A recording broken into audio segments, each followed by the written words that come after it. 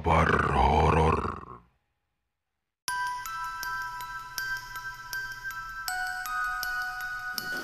Selamat malam Sobat Kahor dimanapun Anda berada. Masih bersama Bang Fawa. Di malam ini Bang Fawa akan menceritakan sebuah kisah masih dari tanah Kalimantan yang berjudul Kisah Misteri Menyeramkan Tumbal Perusahaan Kayu Hutan Kalimantan. Oke, tanpa berlama-lama, langsung saja kita simak ceritanya.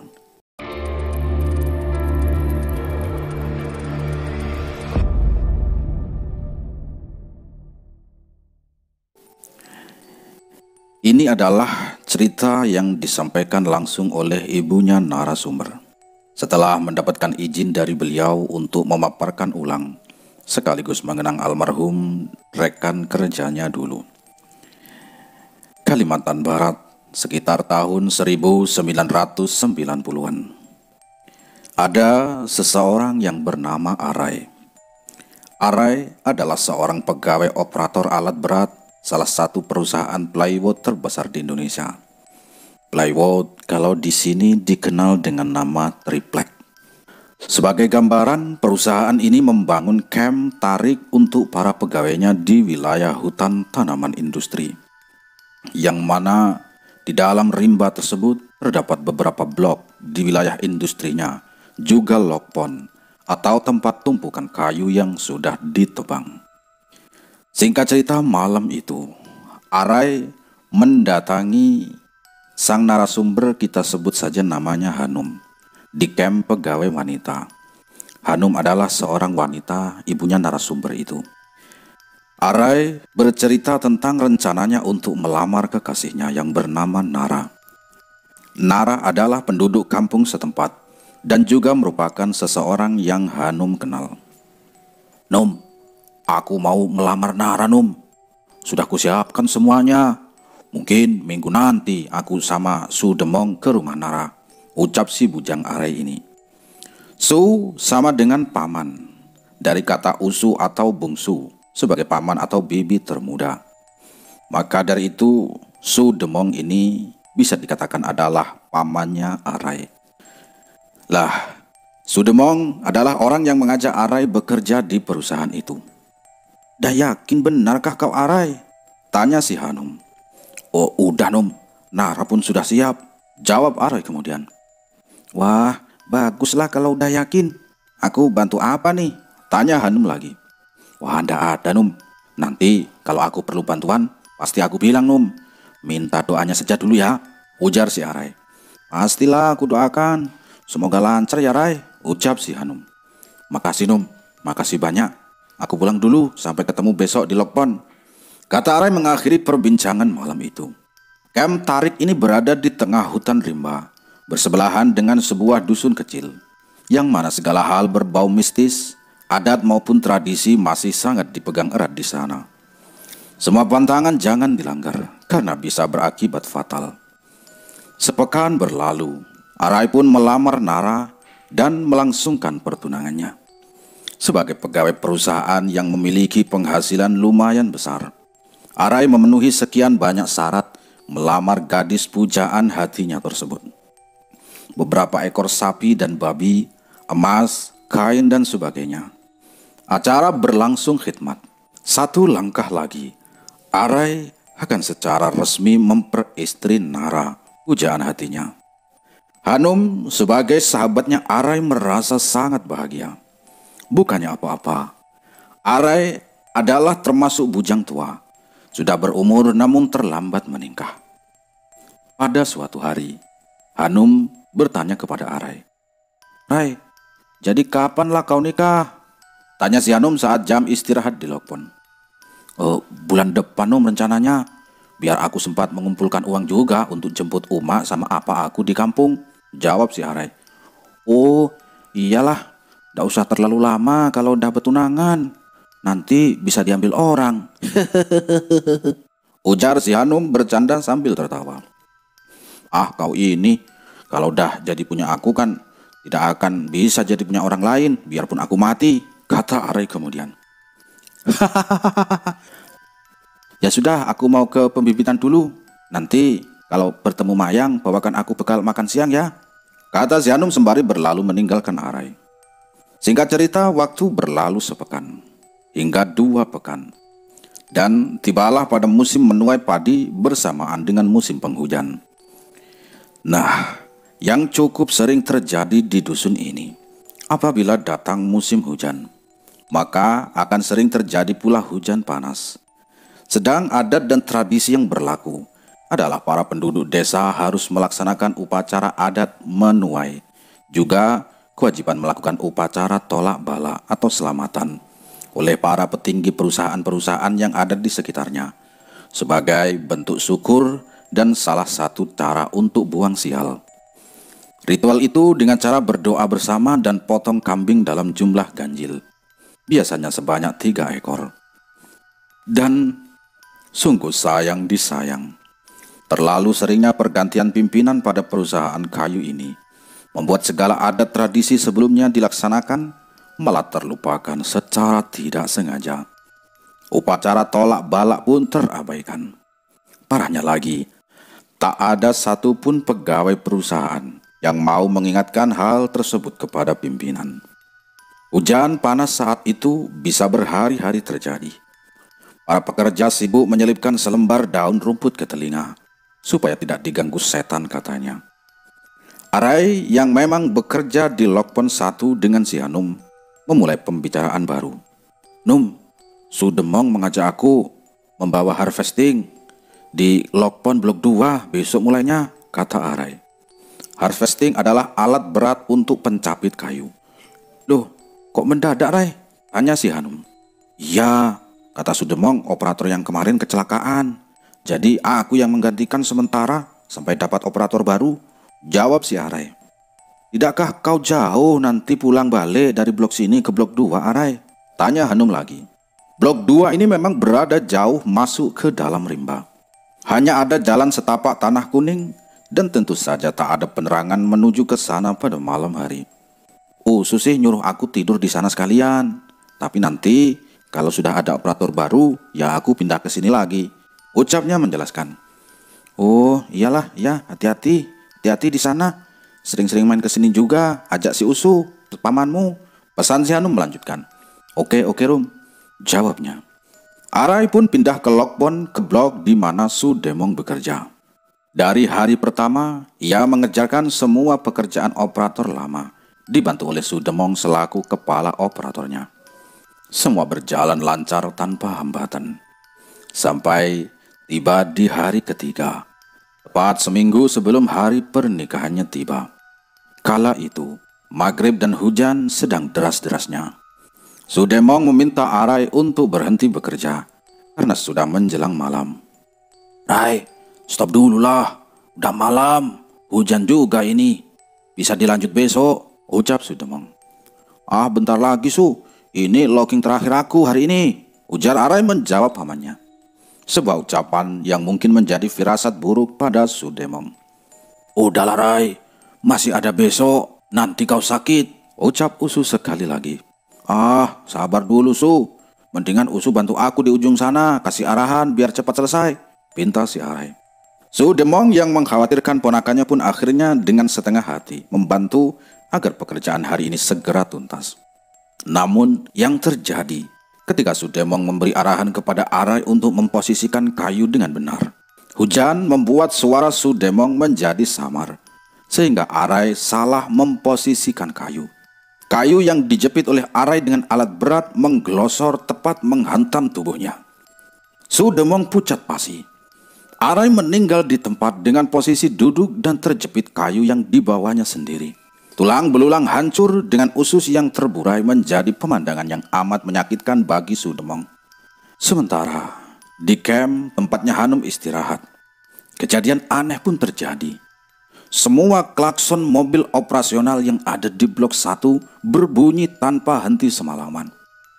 Meski sudah diputuskan kabel-kabelnya oleh mekanik, klakson tersebut masih juga berbunyi hingga akinya habis. Pukul 4 subuh, dari campnya Hanum terdengar sebuah sirine panjang. Hanum bergegas bangun dan membangunkan rekan sekamarnya, Mayang dan Isa. Yang, Sa, bangun. Sirine apa tuh, coba dengar," ada yang mati kah? Tanya Hanum cepat. Ah, iya tuh kak, tanda ada yang mati tuh kak. Ayo kita keluar, tanya Pak Nasri. Pak Nasri adalah kepala Lokpon Blok 1. Mereka bertiga kemudian keluar dari camp menghampiri Pak Nasri di pos keamanan. Pak, ada apa kok sirene panjang pak? Siapa yang mati pak? Tanya Mayang yang masih mengantuk. Pak Nasri yang tahu Hanum berteman dekat dengan Arai langsung menarik tangannya Hanum. Num, kapan kau Num? Arai mati ketimpa gelondongan kayu. Hancur badannya Num, ucap Pak Nasri gemetar. Hanum yang mendengar berita itu terduduk lemas. Menangis pun tidak bisa. Kenapa bisa Pak Nas? Tanya si Hanum pelan. Yang Hanum pikirkan adalah Nara. Sudah tahukah dia? Oh, tidak tahu Num. Dia sama Sudemong semalaman hujan-hujan masih ngurus kayu. Jawab Pak Nasri menjawab sekenanya. Tanpa berpikir lama, akhirnya mereka pun langsung menuju ke blok 2 untuk melihat kondisi Arai. Kondisinya sudah remuk. Tubuhnya remuk bersama harapan dan mimpi masa depan dengan Nara. Keesokan paginya, semua orang berkumpul untuk mengantarkan jenazah Arai ke kampungnya untuk segera dikebumikan. Hanum menuju rumahnya Nara untuk mengajaknya ikut serta. Ra, ayolah, kau ndak mau ikut ngantar kah? Tanya si Hanum pada Nara, calon istrinya Arai yang begitu shock dan sedih karena pernikahan yang sudah di depan mata gagal terlaksana. Ndak kak, ndak kuat aku, ucap Nara menangis sesenggukan.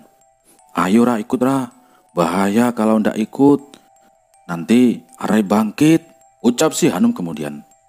Ndak kak, biar aja bangkit, ndak peduli aku, dia pun ndak peduli sama aku kak, jawab Nara masih dengan tangisnya yang seperti enggan mereda. Akhirnya Hanum memutuskan untuk tidak memaksa Nara ikut dan berharap semoga tidak ada kejadian aneh setelah ini. Namun sungguh tidak dinyana. Malam pertama hari kematian Arai justru menjadi awal mula ricuhnya camp dan Lokpon. Blok 1 malam itu, tepatnya di dalam kamarnya Hanum. Kamar berisi 3 orang, Hanum, Mayang, dan Isa. Pukul 10 malam. Mereka ini baru pulang dari kediaman almarhum Arai. Malam duka itu dipenuhi cerita dari rekan-rekan sesama pekerja. Hingga menjelang tengah malam, perempuan-perempuan ini masih membicarakan kasus kematian Arai. Sebagian besar rekan kerja mereka mengatakan bahwa Arai kecelakaan karena menjadi salah satu tumbal atas lalainya mereka melakukan selamatan untuk tolak bala. Tunggu. Ya, salah satu tumbal. Ya benar, tumbal atas lalai tersebut akan memakan korban dalam jumlah yang ganjil. Hal ini memang sudah berlaku sejak lama. Naas sekali terulang di tahun ini. Hingga jam berlalu, si Hanum dan kedua temannya telah terlelap tidur. Hanum kemudian merasa ada yang merayap di kakinya. Dalam keadaan mengantuk, dia hentakkan kakinya agar binatang itu pergi. Tak lama setelahnya Mayang terbangun. Ngapa kau tarik selimutku, Sah? Tanya Mayang kepada Isa yang posisi tidurnya berada di sebelah kirinya Mayang. Ngapain aku tarik selimutmu? Aku juga punya selimut sendiri, jawab Isa lalu melanjutkan tidurnya. Tak mau ambil pusing, mereka bertiga kemudian kembali melelapkan mata. Namun, keesokan paginya setelah semua bangun, sembari minum kopi, Isa berkata, Num, Yang, tahu nggak? Semalam tuh ada Arai bangkit. Dia berdiri di kaki kita bertiga. Ususnya kemana-mana. Ucap Isa sambil menunjukkan bulu kudunya yang berdiri. Hah? Jangan bohong, Sah. Ucap si Hanum terkejut. Ndak, Num. Semalam tuh mulutku digosok-gosok pakai kulit jeruk busuk sebelum si bangkit itu narik selimut Mayang. Jangan-jangan yang merayap di kakimu juga kerjaan si bangkit Arai itu, Num, jawab si Isa. Bulu kudunya harum, seketika itu merinding mendengarnya. Ngapa kau ndak cerita semalam, Sah? Tanya Mayang lagi. Ya ndak beranilah aku, Yang. Aku kira kenapa mulutku kok asem-asem tapi busuk. Ndak taunya digosok pakai kulit jeruk sama dia. Coba kau lihat kamar tuh, ada aku taruh bekas kulit jeruk dekat Al-Quran. Mau terkencing aku pas lihat dia tuh. Mana bau anyir lagi, ucap Isa melanjutkan. Hanum segera ke kamar. Dia perhatikan memang ada kulit jeruk busuk di dekat Al-Quran, samping tempat tidur mereka. Sudah adatnya, apabila sedang terjadi duka cita, maka perusahaan akan libur selama 2 hingga 3 hari. Di pagi hari libur pertama itu, Hanum melihat Nara dari jauh berlari ke arah kamp si Hanum. Kak Hanum, Kak. Riak Nara belum juga menjejak sandalnya ke depan pintu kamarnya Hanum. Oh iya, ngapa Ra? Ngapa lari-lari, dari mana kau? Tanya Hanum keluar disusul Mayang dan Isa. Kak Hanum, semalam Arai bangkit kak, kata Nara dengan menunjukkan wajahnya yang sedikit panik. Hanum, Mayang dan Isa saling pandang. Lalu Mayang berkata, bangkit gimana Ra? Aku semalam tidur sama Kamsi kak. Aku ngerasa ada yang mengelus-ngelus rambut. Rupanya Kamsi terbangun. Kamsi melihat Arai lagi mengangkangi kami berdua. Ucap Nara penuh ketakutan. Terus dia ngapain lagi? Tanya si Hanum. Itulah kata Kamsi, dia yang mengelus kepalaku. Kamsi sampai berat di celana kak. Soalnya badannya hancur, menggigil, takut dia. Aku pun takut kak tadi pas Kamsi cerita. Lanjutnya lagi. Jadilah hari itu di camp diramaikan cerita Arai yang bangkit dan mengganggu rekan-rekannya di Lokpen. Hingga malam ke-40. Dari cerita rekan yang lain, Arai sering kali muncul tengah malam entah di kamar, di dapur, di atas atap membawa ususnya yang berantakan. Yang paling sering dilakukannya adalah menjatuhkan piring-piring dan menumpahkan air di dapur. Hampir semua rekannya mengalami kejadian tersebut. Menjelang pukul 1 malam, selalu terdengar suara piring berjatuhan di dapur. Namun setelah diperiksa, tidak ada sama sekali piring yang pecah. Begitu pula dengan suara air yang dituang dan disiram ke lantai. Tidak ada bekas basah dan air dalam kondisi utuh. Semua takut. Semua juga mengesalkan bagaimana lalainya selamatan tahunan itu. Para petinggi perusahaan yang baru mencoba untuk melaksanakan selamatan, meskipun terlambat. Namun, apa mau dikata? Ibarat kata nasi sudah menjadi bubur, ditambah kerupuk pun sudah beda rasanya. Isu-isu lain menyebutkan bahwa Arai adalah tumbal kedua hutan ini. Siapa dua lagi?